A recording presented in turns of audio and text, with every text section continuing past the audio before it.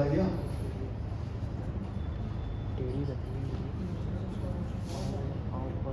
7147770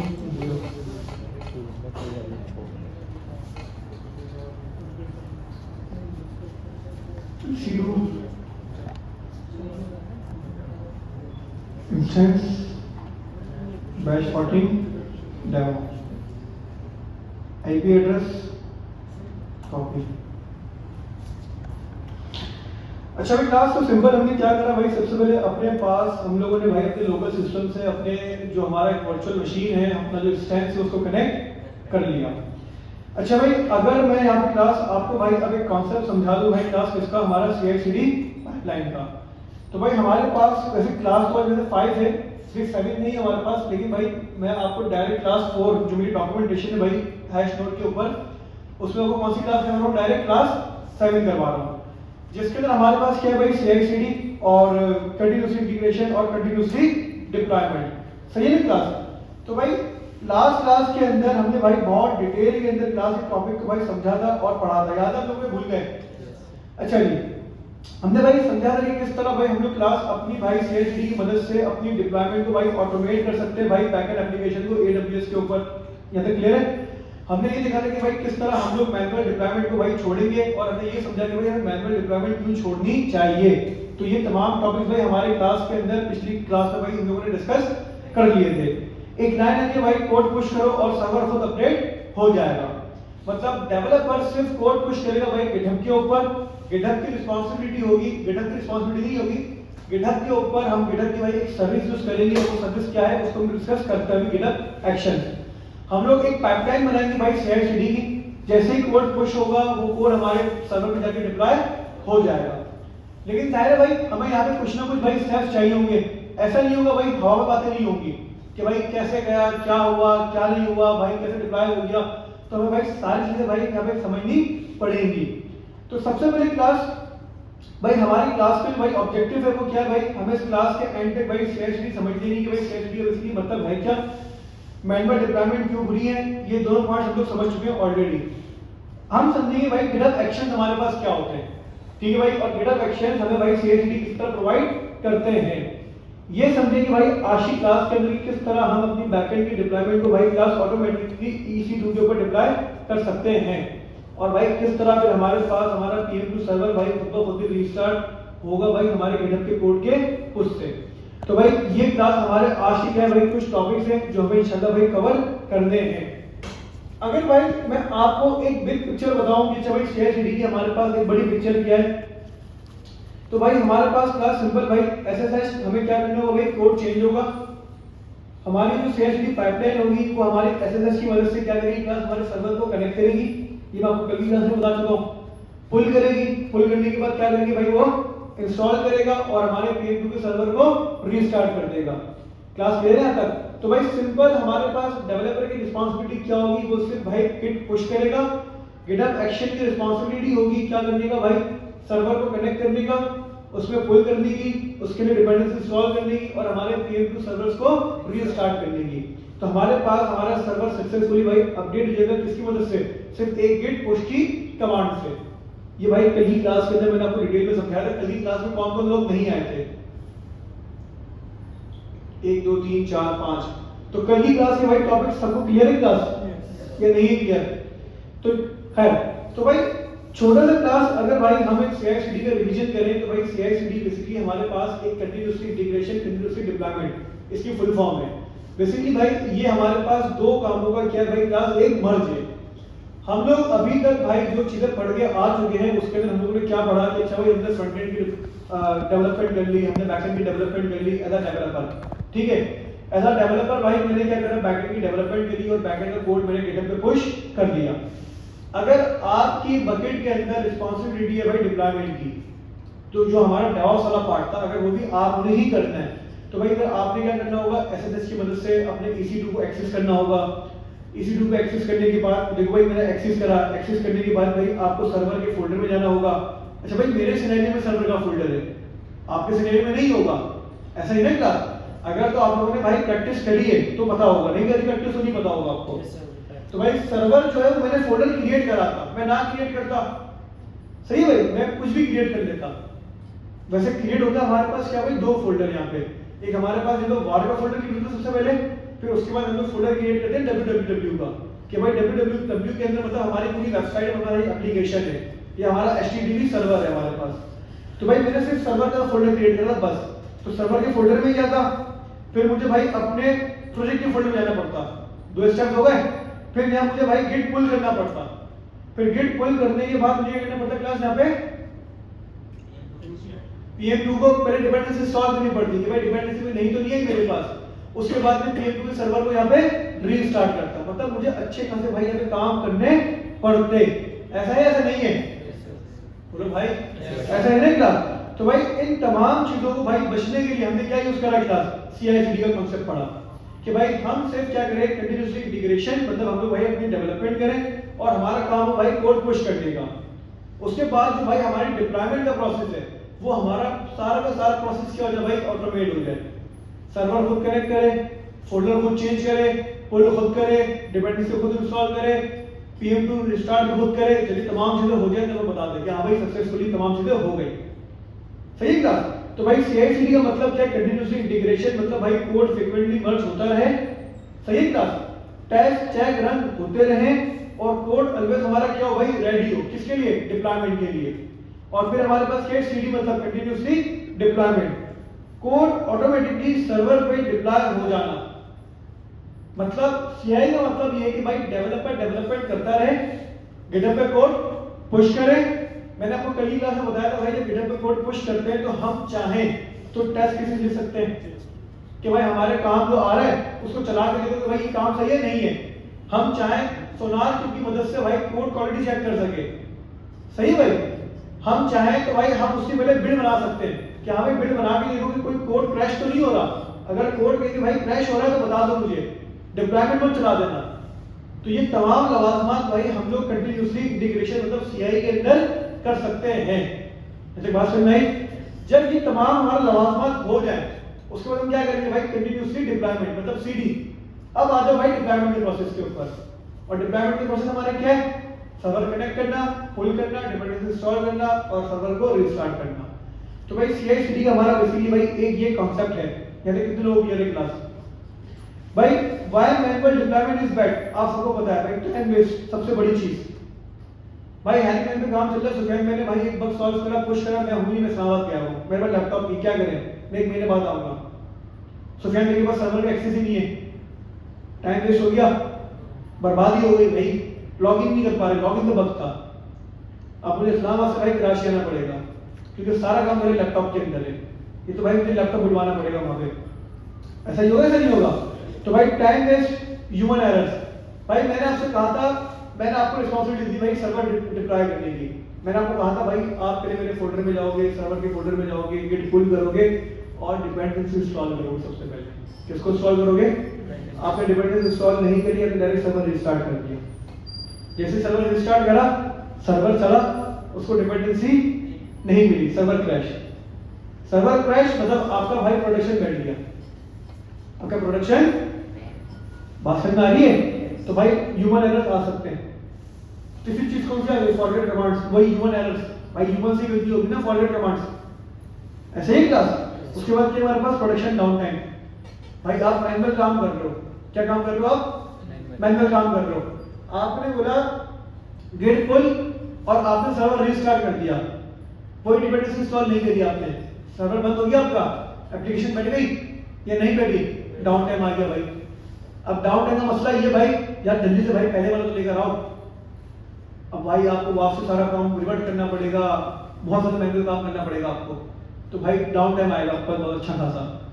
तो CI/CD क्या होगा भाई, हम सारी चीजें लिख देंगे भाई, जानी तुम ये लग चलाओ, अगर सर्वर हमारा बैठ गया वही ले देंगे, उसको रिवर्ट कर दो भाई सारी चीजें, वापसी पुरानी वाली बिल्ड चला दो, नई वाली बिल्ड चाहिए नहीं। लेकिन फिर इसके लिए भाई आपको डॉकर आना चाहिए, मतलब इसमें डॉकर यूज होगा इसके अंदर, सही है भाई। तो ये चीज हो गई हमारे पास। तो खैर, तो भाई मैनुअल डिप्लॉयमेंट तो भाई हमारे पास बेस्ट प्रैक्टिस है भाई, आज के दौर के अंदर बिल्कुल भी भाई मैनुअल हमारी बेस्ट प्रैक्टिस नहीं है। प्रोडक्शन में भाई मैनुअल काम करना क्लास किस चीज को कहते हैं भाई, हम लोग रेक्स को कहते हैं। अगर मैं बोलूं भाई सबसे प्रोडक्शन में भाई रिस्क मैनेजमेंट किस चीज में, तो भाई हर एक वो काम जो मैनुअली हो रहा है।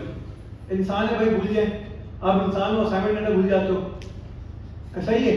आप इंसान को कभी क्लास आने में भूल जाते हो, इंसान ना भाई, इंसान के इंटरव्यू में बहुत सारी चीजें भूल जाते हो आप लोग। तो रिस्क वहां पर ज्यादा होगा जहां पे क्या है भाई, क्या है, मैनुअल, मतलब इंसान और मैनुअल काम।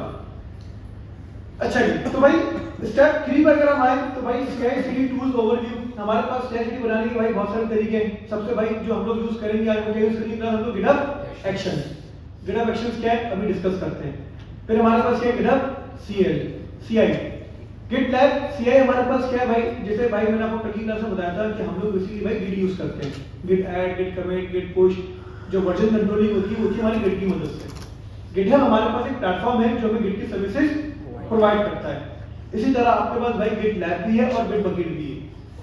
कौन है, GitLab भी है और Bitbucket पेड है, फ्री में यूज नहीं होता, पैसे देने पड़ते हैं वहां पे आपको। सही भाई, GitLab आपके पास वो भी पेड है, वो भी फ्री, लिमिटेड फ्री है। लेकिन GitHub आपके पास एक ओपन सोर्स प्लेटफॉर्म है। क्या है, ओपन सोर्स, इसलिए ये फ्री है आपके पास।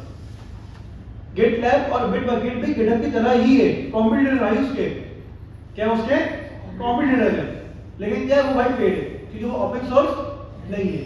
वो ज्यादातर भाई उन कंपनीज में यूज किया जाता है जिनको बहुत ज्यादा भाई सिक्योरिटी इश्यूज हो, उनको ट्रस्ट ना हो GitHub के ऊपर। और जैसे भाई GitHub है, वो कहता है कि भाई आप प्राइवेट रेपो कर दो, कोड कहीं नहीं जाएगा। मैं इस बात को नहीं मानता, मैं इस बात को नहीं मानता।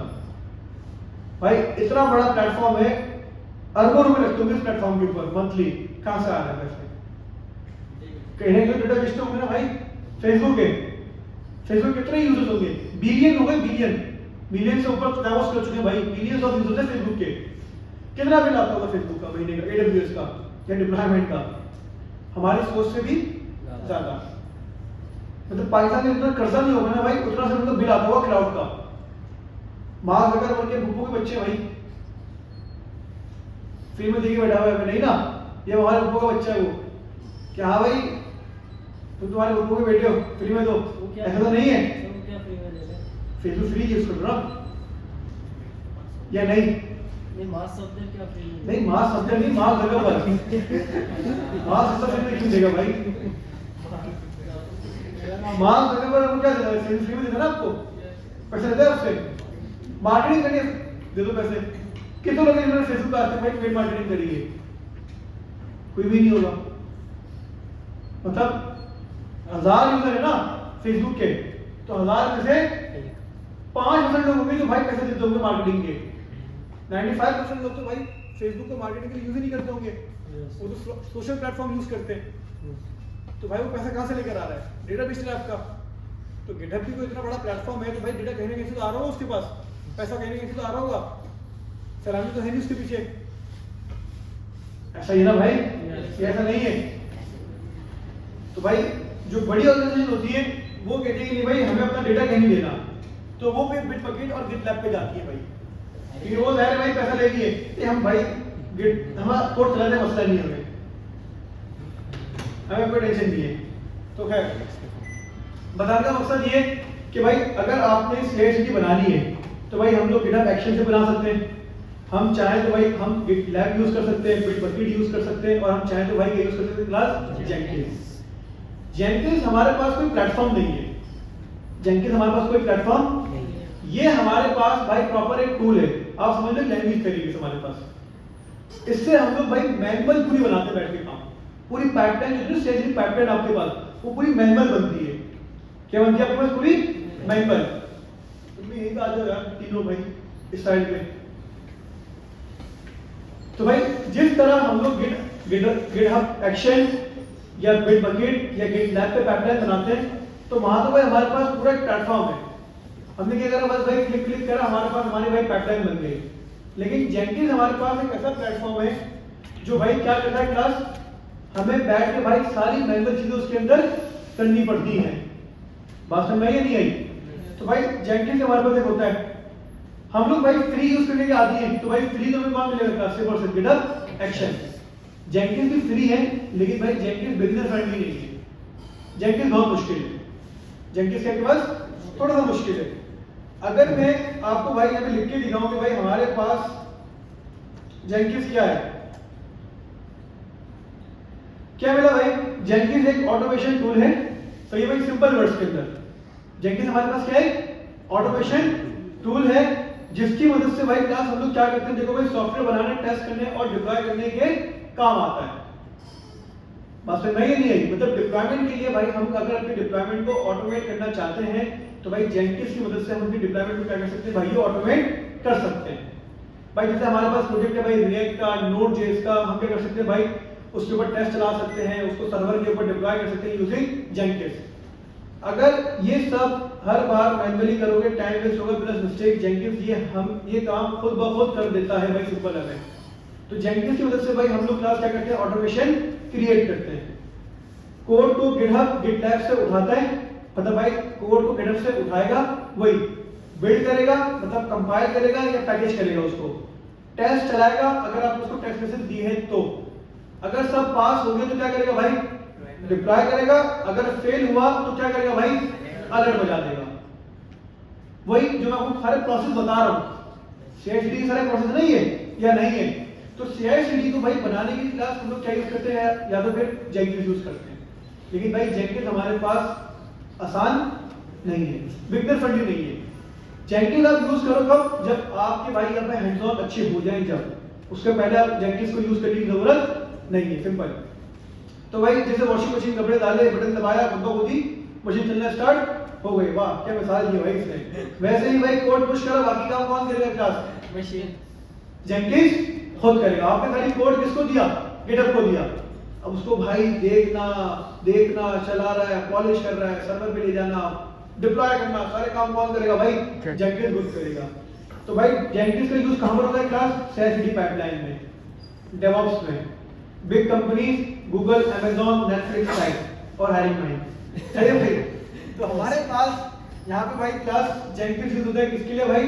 हायरिंग माइंड से।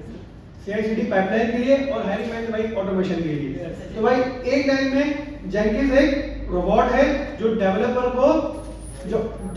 के कोडिंग काम खुद करता है। अब बताओ भाई ये बात समझ में आई? Yes sir. Jenkins automation tool है ना पूरा, इसलिए मैनुअल बना लेता हूं इसके अंदर। ये ऑटोमेशन के टूल एक ही है, और भी है लेकिन सबसे टॉप पे ये है रिएक्ट है। रिएक्ट क्या है? लाइब्रेरी है ना, एंगुलर भी तो है, लेकिन रिएक्ट फेमस क्यों है? टॉप पर है। वो सॉल्यूशन प्रोवाइड करती है भाई जो अभी दूसरा सॉल्यूशन प्रोवाइड। इसी तरीके से फ्रेमवर्क समझ लो जेंकिस। टूल समझ में नहीं आता अगर आपको, तो आप लाइब्रेरी फ्रेमवर्क समझ लो, एक फ्रेमवर्क है ऑटोमेशन का। क्लियर है? इसलिए बड़ी कंपनी यूज करती है। AWS बड़ी कंपनी यूज क्यों करती है? AWS स्टैंडर्ड भी है, सही है, और दूसरा भी क्या बोला? ट्रस्टेड है। जेंकिस भी इसी ने, जेंकिस के अंदर आपको बहुत सारा सपोर्ट मिल जाती है, ओपन सोर्स है, बड़ी बात है। जेंकिस भी ओपन सोर्स है। अगर मैं ये लिखूं भाई जेंकिस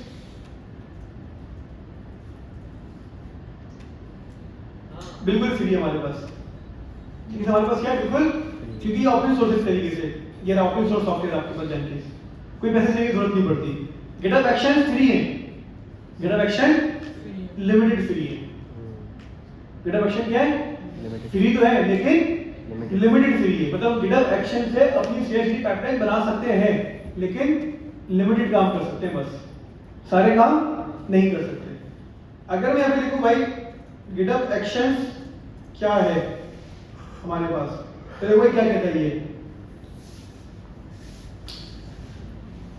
गिटहब एक्शन भी जेंकिस की तरह क्या प्रोवाइड करता है भाई? क्लास आपको ऑटोमेशन टूल प्रोवाइड करता है। सबसे मेन चीज, अगर आपको गिटहब की मदद से ऑटोमेशन चाहिए, कैसे चाहिए आपको? गिटहब की मदद से ऑटोमेशन। ऑटोमेशन क्या होती है, किसी को आइडिया है? कोड डिप्लॉय होता है ऑटोमेटिक। ऑटोमेशन क्या होती है? नहीं आइडिया सर। नॉर्मल काम को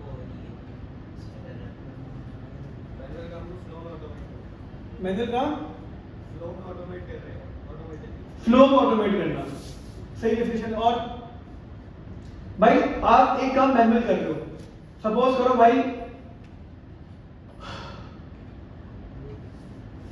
सपोज करें भाई एग्जाम्पल इस तरह लें, आज से तकरीबन कुछ भाई 10 साल पहले की बात करें, संडे का दिन है, सही है भाई, आप आपकी फैमिली दादी के घर जाना चाहते हैं, हर संडे भाई आप अपनी दादी के घर जाते हो, एक काम जो है भाई आप मैन्युअली करते हो, बताइए क्या, आपने निकलना है, घर से बाहर जाना है, स्टॉप पे टैक्सी करवानी है, बार्गेनिंग करनी है और घर पे आना है, उस पर बैठना है और जाना है, ऐसा ही है या ऐसा नहीं है? Yes, sir. हर संडे आपको ये काम करना पड़ेगा।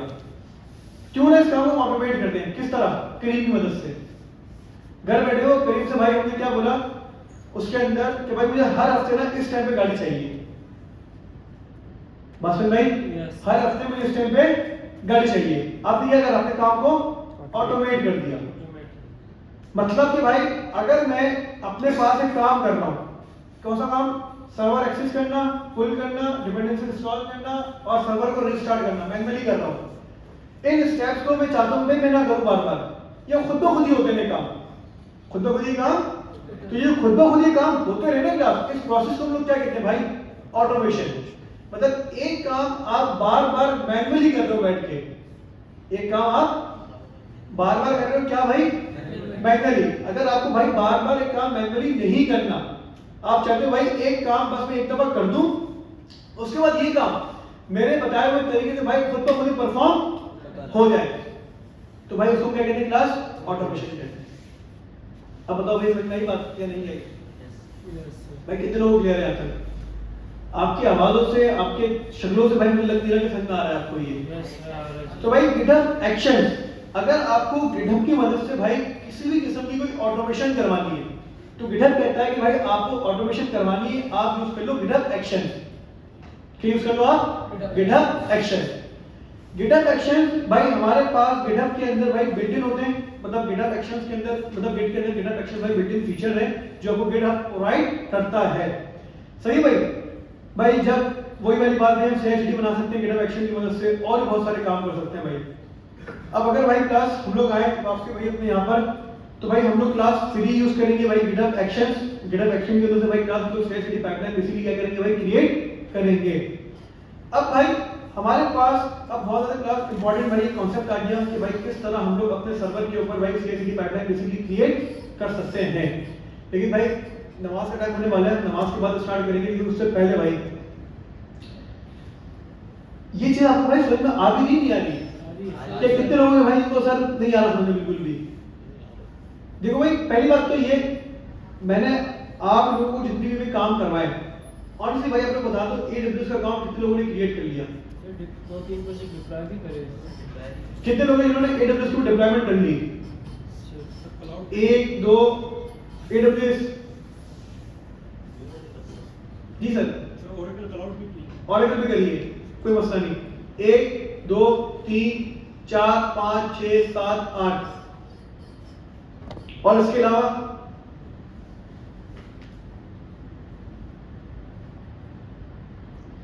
कितनों ने नहीं करी?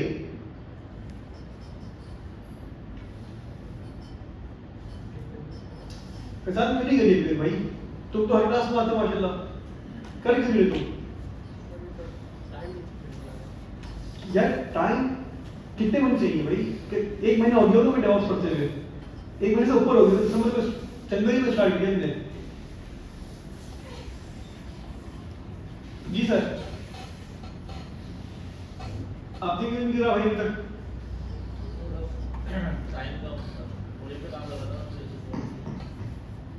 हाँ भाई शयान,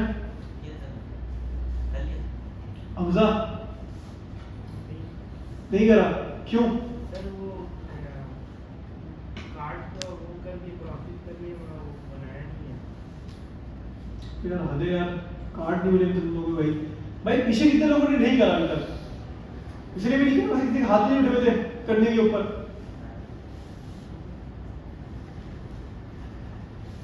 भाई आप टाइम लाया कर रहे हो और कुछ भी नहीं है, फिर आज क्यों हो, चाहे आपने पढ़ते ही नहीं तो ये तो आओ ही नहीं भाई। अगला हफ्ता आपका आखिरी हफ्ता होगा बस, मतलब आज आपकी भाई तकरीबन कुछ सेकंड लास्ट क्लास है बस, 14 को क्लास नहीं होगी, 14 को भाई टेस्ट है, शायद 14 को क्लास अभी कैंसिल होगी, मोस्ट प्रॉब्ली कैंसिल होगी 14 की क्लास, कंफर्म नहीं है भाई, जो भी होगा ग्रुप में बता दिया जाएगा आपको। लेकिन 14 की क्लास मुझे नहीं पता कि भाई 14 को आपकी एक्स्ट्रा क्लास होगी या नहीं होगी।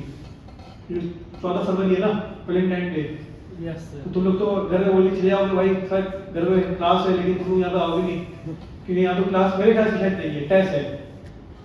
फिर 15 तारीख को आपकी शायद आखिरी क्लास होगी बस, क्योंकि उसके बाद है रमजान। अब रमजान में मुझे नहीं पता कि भाई आपकी क्लासेस होती हैं नहीं होती हैं, वैसे आपका कोर्स भाई यहाँ कंप्लीट हो गया, आपका कोर्स अभी क्या हो गया भाई, कंप्लीट हो चुका है।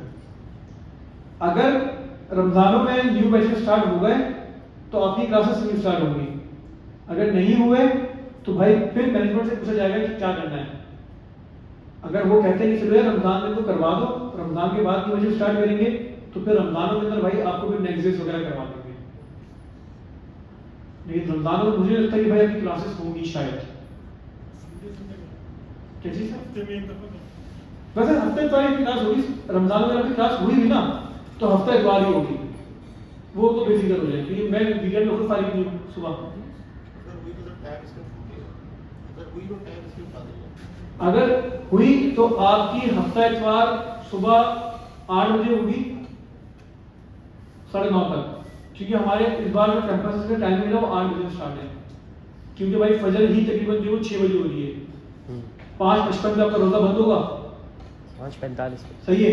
45 पे नहीं 5:55 बोल रहा है भाई, रमजानों में तो 10 मिनट का फर्क आ जाएगा ना। आ जाएगा भाई, फजर स्टार्ट ही 5:55 पे होगी, 10 मिनट पहले से नहीं बंद कर लोगे? नहीं कर सकते हो। 5:45 पे है मेरे हिसाब से। अभी 55 पर है भाई, अच्छा अभी अभी 55 पर है, मैं तो होना भाई अभी रोजे में चल लेगा तो ये है मुश्किल से मुझे पता है। तो भाई 55 पे टाइम होता है। सर हम लोग पिछले बैच में दरवाज के और शहरी के बाद भी है। हाँ तो हमारे स्टडी में बात था, सर कहते थे नमाज पढ़ो आज। 6:30 बजे क्लास स्टार्ट। हम लोग कब आते थे?